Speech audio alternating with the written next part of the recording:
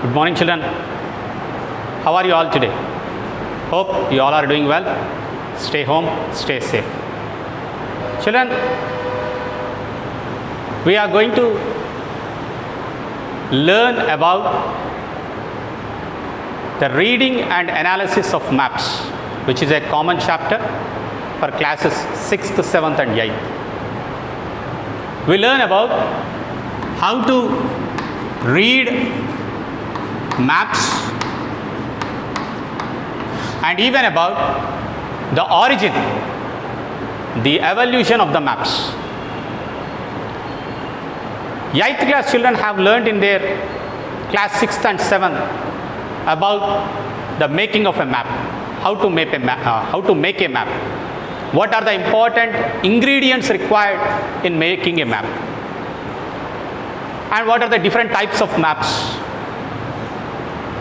You might have learned that maps are of different types and depends upon the purpose or information for which the map maker thinks to be important. So there are maps like physical maps are there, political maps are there, thematic maps are there. There are different kinds of maps for different purposes. But one question always strikes the mind.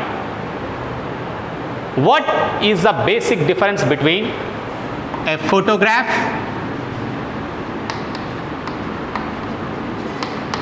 and a map? Are these both same, children? Is the photograph and a map, are they both same? If you have taken a photograph from the sky of a place and if you draw a map of the same place, does these both look same? No. Photograph consists of many realistic and unwanted features, whereas a map consists of only the features which the map maker considers to be important. For example, when you pick the photograph of an area, you find houses, hills, roads and many other things, even the poles, current poles, the cables, these all things can be portrayed in a photograph. Whereas in a map, if you prepare the map for the sake of roads, you find only roads in the map. If you prepare a rainfall map, you only indicate the amount of rainfall the area receives. If it is a population map, only the population is represented on a map. So, map and photograph are completely different. Then from where these maps have originally originated? What is the history behind the making of maps? Who prepared these maps for the first time? There is a long history of making of maps. Right from the prehistoric times, Indians, if you observe, right from the pre-Vedic period and during the Vedic periods also, there was a large speculation of cosmos, about the sky, air, land, water. There was a large speculation. These all speculations were depicted in the form of a picture. And one of the painting which was excavated at Jarwa in Madhya Pradesh tells about one of the earliest painting and speculation of these cosmo elements. Indians, even during the Vedic period, had the pictorial depicting of these cosmos. We can understand that a world map showing 7 different dvipas, in which the Bharata Dvipa or Bharata Varsha was shown in Jambu Dvipa, and there are 6 other dvipas, and these all are covered, these all were arranged in a concentric way, concentric circle, surrounded by the oceanic water or salt water. This gives us the information that they knew that Earth is in a round disk. That's the most important part, that they considered Earth to be in a round shape. Later, during the Mughal period, the Indian map makers were introduced to the Asian map makers. One of the map which was prepared at Junagadh by Siddiqui is one of the earliest Indian map. During the period of Aryabhatta, that is during the 5th century Common Era, the use of latitudes and longitudes was used, the concept was used in the making of maps. Aryabhatta has the knowledge of latitudes and longitudes in locating a place, but exact point of time we don't know when this concept was used in the making of maps. The earliest maps surviving today are prepared by Sumerians.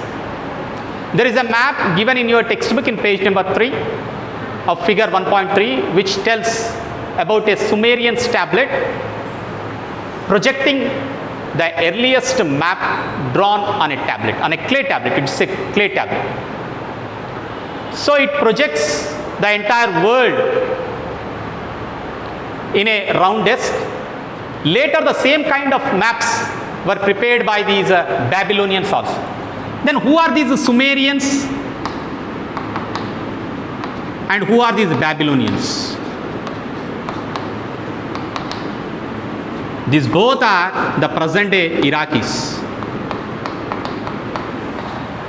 The present day Iraqis were previously called as Sumerians and Babylonians. And these are the people who prepare the earliest maps which are surviving even today, are dated 2600 years ago about.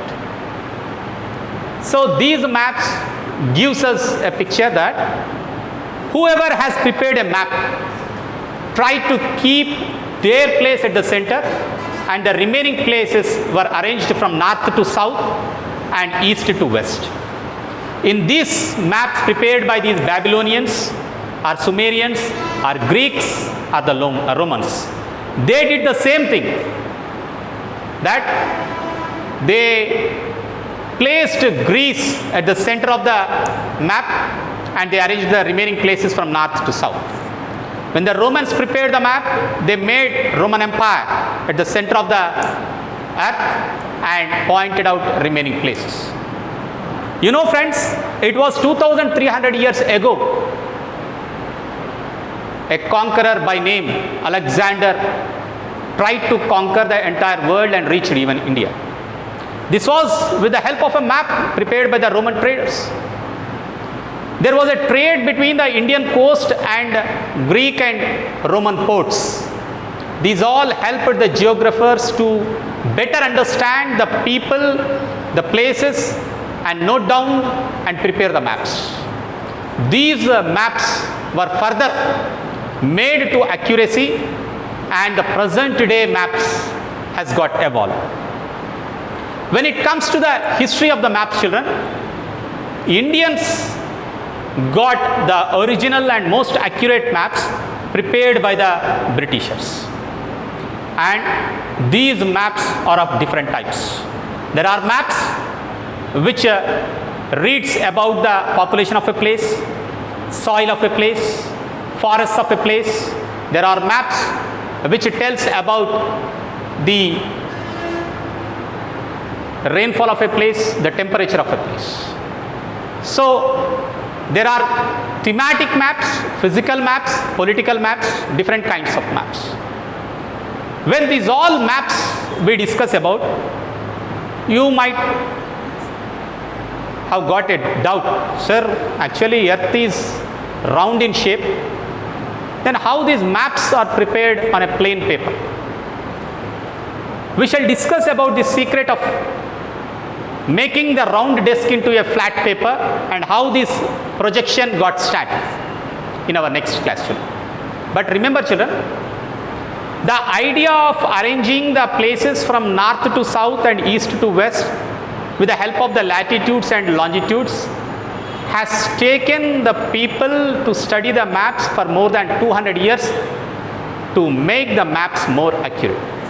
So we shall further understand about the evolution of the maps in the next class. Thank you.